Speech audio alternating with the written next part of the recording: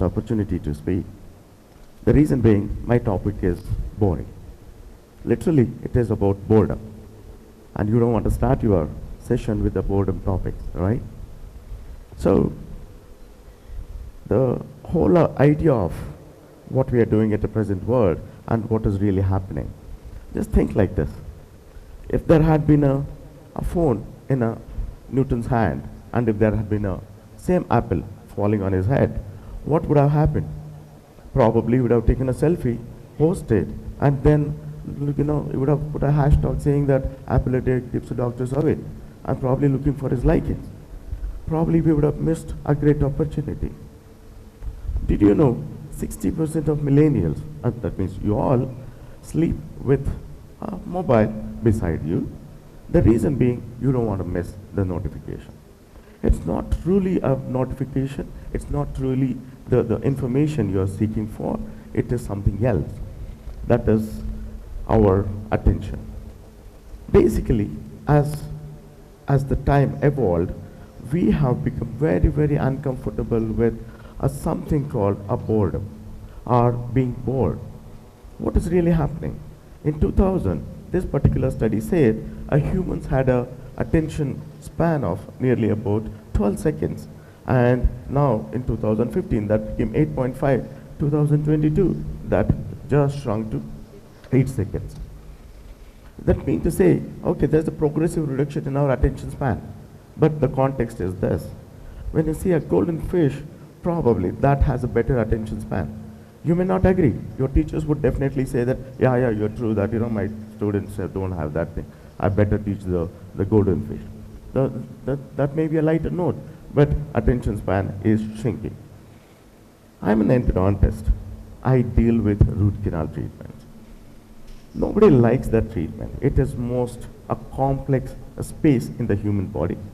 That black line, what you see is a human hair, and that is the human hair, and that is where the space I would be working on the treatment procedures and bringing in the better prognosis. What really happens there? It is the most complex part of the body in a human being who's in pain, who's all the time fidgeting, scared, and not really comfortable sitting on the chair, and I had to perform that. Not just that part, I need to do it at that space using a virtual images. Somebody gives me a CBCT, a three-dimensional view of this particular tooth, and then I'll have to physically search those details and intricate parts of the root canal, and then fill and disinfect, and I'll have to get the results what patient wants. I do this under a microscope with different parts of the tooth, different things. I need to find them. The question is, since I've been teaching this topic, this particular subject for last 20 years, I have personally trained more than 3,000 doctors across the country, across abroad. Now, because of this particular teaching, this particular a profile what I carry, I have noticed few things. Whenever I have trained any particular doctor, especially for 2 decades of time, you get to see a pattern. Some doctors, some dentists who never were they were not the brightest of the batch, they were not the blessed hands with terms of skill set. But they made it big. They made it successfully one of the top practices in their town. Observing such participants for several decades, I have connected the dots and identified few things. What are these things? This is nothing but their ability to sit with the boredom and work along with that and then reach the mastery. You are right. The space or the path to mastery is through the boring period. You cannot just neglect it. Now it is more important, so especially having all the distractions, whatever we are facing, be it a digital, be it any other forms of or digital entities around us, is making it very difficult for us to not to be occupied. Let's do a thought experiment, a simple experiment. Let's say if you have to choose between 2 actions. One is like solving a puzzle, a fun puzzle, or reading user manual of an iron box, what would you choose? Obviously a person. What if I say, what if you have to choose something which is boring, which is not so interesting and rewarding, and that is where the whole mastery scale lifts up. Now, this Stanford University study in 1970, it is famously known as a marshmallow study. Excuse me, my throat is really dry. This particular study is very interesting. What they did, they took some kids in the school and they offered them marshmallows. If you take it right now, you get one. If you wait for 15-20 minutes, you get two. Few kids opted to choose right at the beginning of the overall study, and few preferred to take two marshmallows after some time. Where many people, all teachers know about this particular study. The interesting thing is the inference part of that. Many people felt it is a socio-economic condition, many people felt that it is upbringing, many people interpreted as various other parameters must have influenced that kid to take that particular marshmallow either immediately or in a delayed manner. But later we realized that it is not just the delayed a selection of a delayed reward. It is nothing but when they track these kids for several years, they realize that those who opted for the delayed gratification had a better academic success, life achievements, and various other things, which technically means to say that, yeah, the delayed gratification fetched better. But this particular study took one step ahead.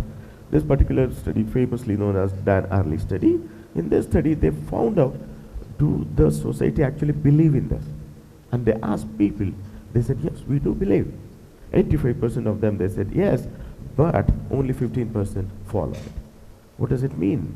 That means to say that we know what is correct, but we are not able to follow it. And there is a reason behind this gap between knowing and doing it.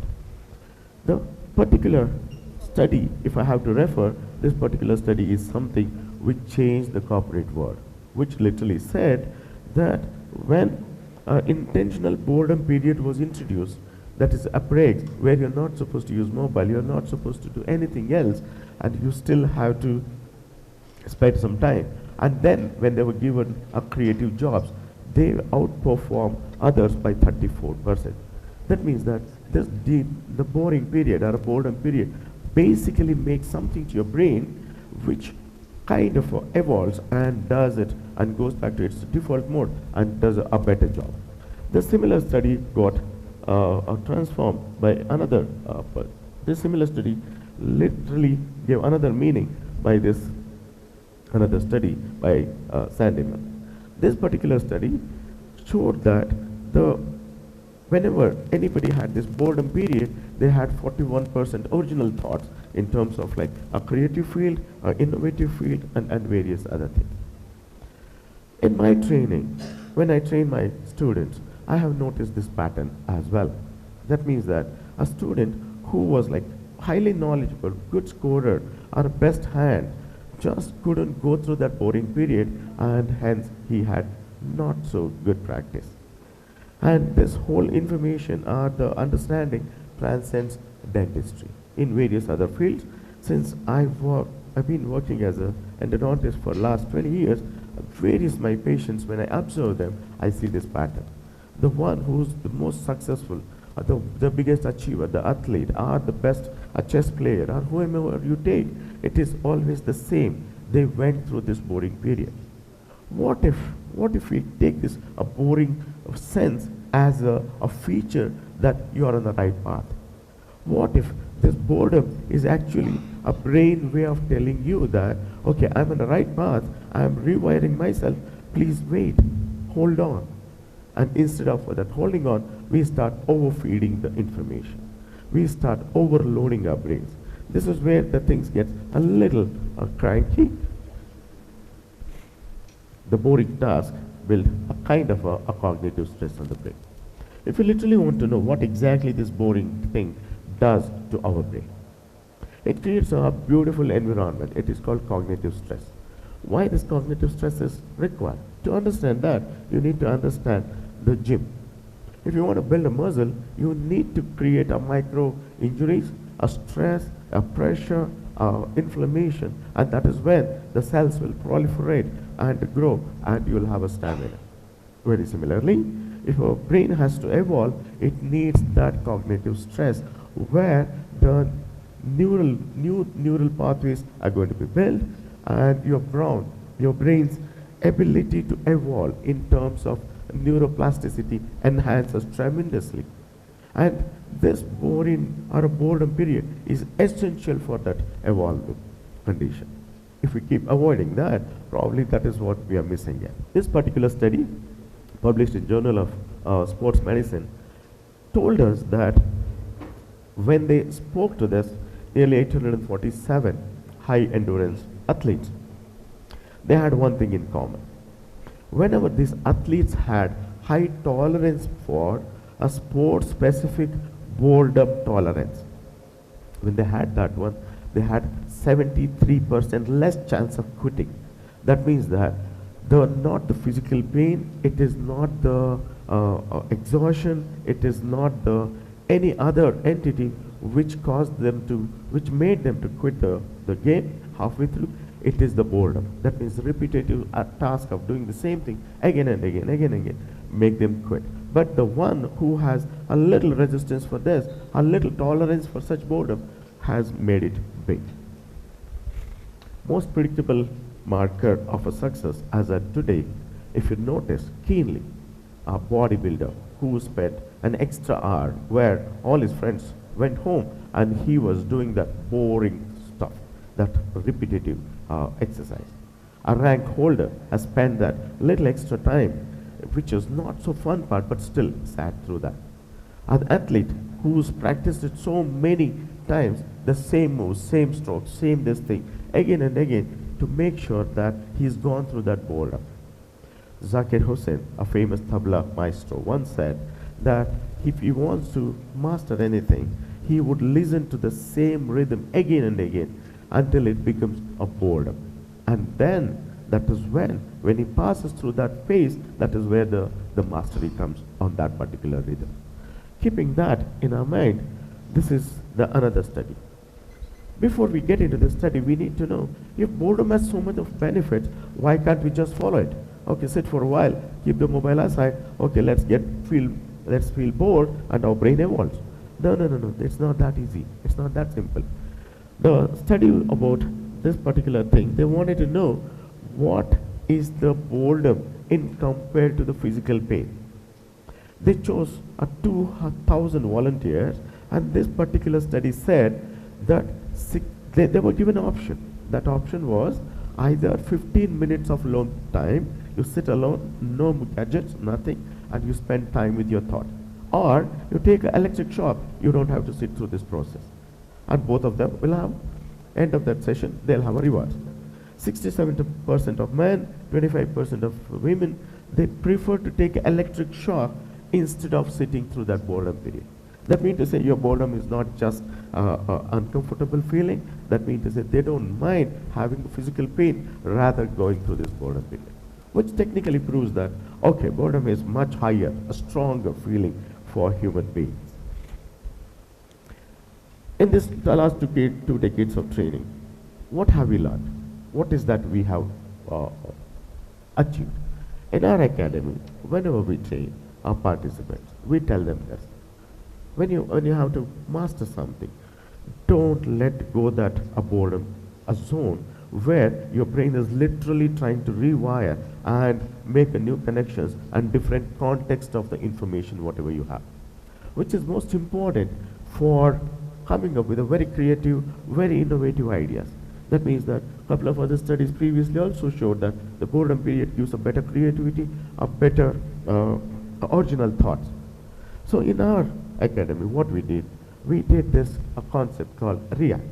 What is actually react? Whenever you're going through, whenever you come across this a boredom period, immediately recognize that feeling. That's the most important. You have to acknowledge the feeling that you are going through that phase. And second thing is extend a little bit. That means that you have boredom, don't just give up. Don't just pick up your mobile. Don't just talk to somebody. Sometimes the boredom comes in such a misleading way. It makes you thirsty. It makes you scratch your hand. It just makes you look at the roof, something else. Don't get carried away. Just extend that boredom period for a little more period. And then adapt. When you adapt on being uncomfortable, then everything changes. And do this mindfully. That means you want to adapt and you want to change through and you want to go through this boredom period. Then comes challenge yourself. Challenge yourself in terms of make it more egoistic, make it more personal. That means that can I stay in the space of boredom a little extra than others?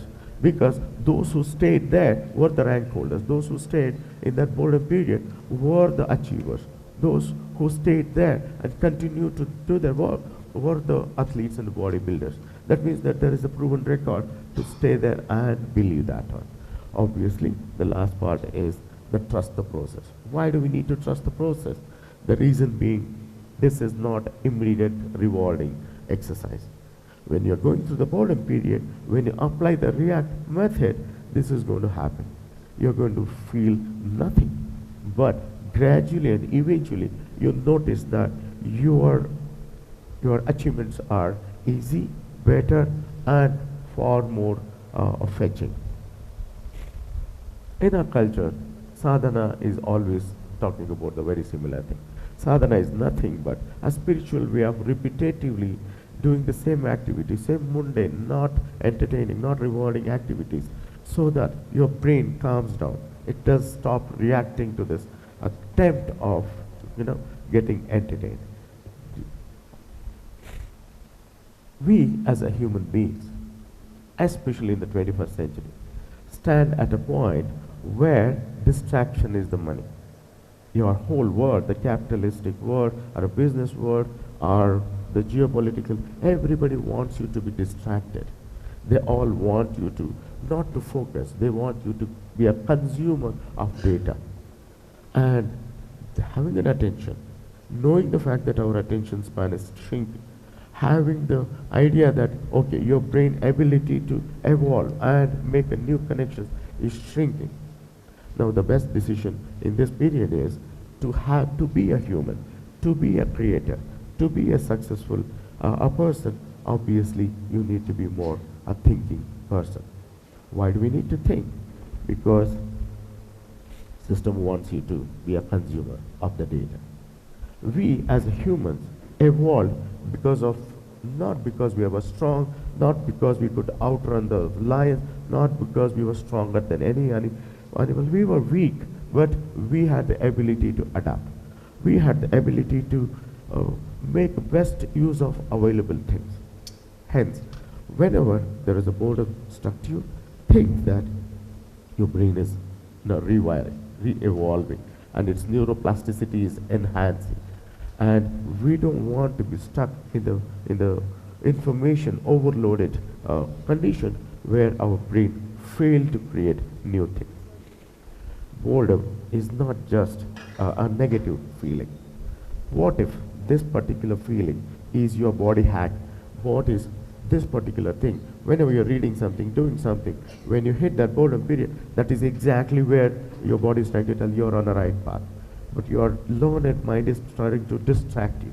And that is exactly, if you take that as a cue, if you take that as a signal, and if you work about that, probably your brain will thank you.